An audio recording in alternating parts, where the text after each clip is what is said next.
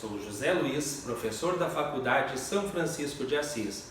Dando seguimento à nossa série Ativos Intangíveis, na aula de hoje nós vamos ver a mensuração e tratamento contábil do goodwill em diversos países. Iniciando então pela mensuração do goodwill ao longo do tempo.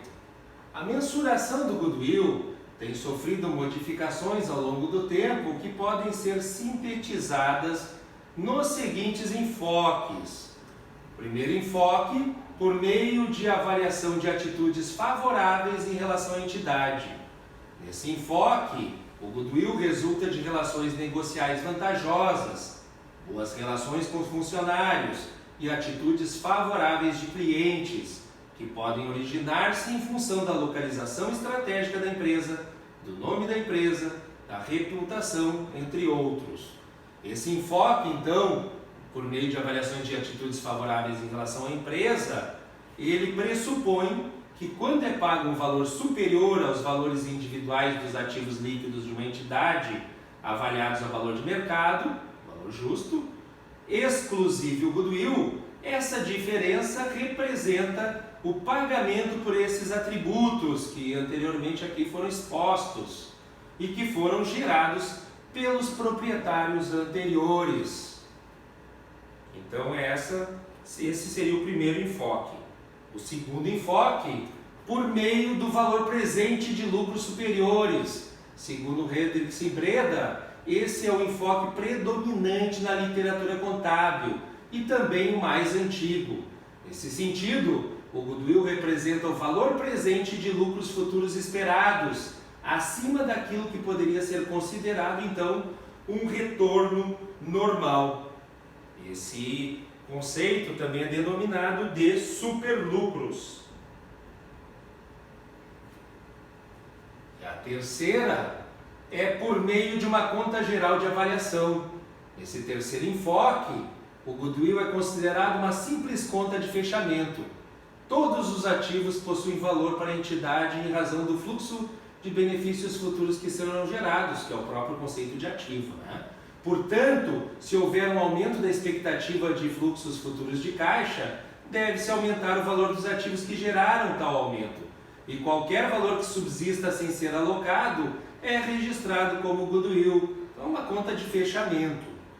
Quanto mais ativos forem sendo identificados, menor será o valor do goodwill, e no limite o mesmo desaparecerá, sendo substituído por ativos tangíveis e intangíveis identificados.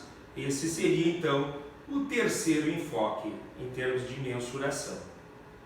Corrobora então com essa afirmativa Martins, ao citar que, em um ativo definido em termos econômicos, não existe, portanto, lugar para o goodwill. Em uma contabilidade fundamentada dessa forma, o goodwill simplesmente não existe. A sua definição como repositório dos agentes desconhecidos ou não identificados não possui significado científico. Representa um estado de impossibilidade momentânea de melhor especificação. Diga-se de passagem, esse estado de impossibilidade momentânea, quiçá daqui 500 anos, desapareça. Existe uma variedade muito grande de tratamentos contábeis do goodwill nos diversos países e nós vamos dar uma olhada nessas diferenças agora. A maioria dos países o contabilizam como um ativo sujeito à amortização ou baixam seu valor diretamente contra o patrimônio líquido. Somente em poucos países, como a Suíça e atualmente Estados Unidos, Brasil e ASB, é que permitem sua capitalização sem que posteriormente haja uma amortização. Então, a partir do CPC 15, o goodwill, por ter vida útil indefinida, deixou de ser amortizado no Brasil. No entanto, ele é testado anualmente para impairment, no mínimo, né? Contudo, nesses casos, deve ser realizado no mínimo anualmente um teste de impairment para verificar se o valor do goodwill é recuperável, conforme nós vamos ver a seguir. Então, aqui está o tratamento contábil. A África do Sul capitaliza o goodwill e escritura diretamente contra as reservas. Na Alemanha, da mesma forma, capitaliza o goodwill e também escritura contra as reservas. Na Austrália, eles capitalizam o goodwill e amortizam num prazo de 20 anos. Então não é possível lá escriturar diretamente contra reservas. No Brasil, nós capitalizamos sem amortização e também não podemos escriturar diretamente contra reservas. Já no Canadá, também o goodwill é capitalizado e amortizado no prazo de 40 anos. Na Espanha, o goodwill é capitalizado e não é amortizado. Estados Unidos, então, também capitaliza e sem amortização. Filipinas, capitaliza e amortiza no prazo de 40 anos. Já a França capitaliza e não pode escriturar diretamente contra as reservas.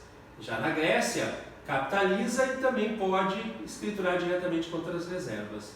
Na Holanda, capitaliza o goodwill e também pode escriturar diretamente contra as reservas. Em Hong Kong, capitaliza o goodwill e também escritura diretamente contra as reservas. Já o IASB capitaliza o goodwill sem amortização, porque definiu que tem vida útil indefinida e não pode então escriturar contra as reservas.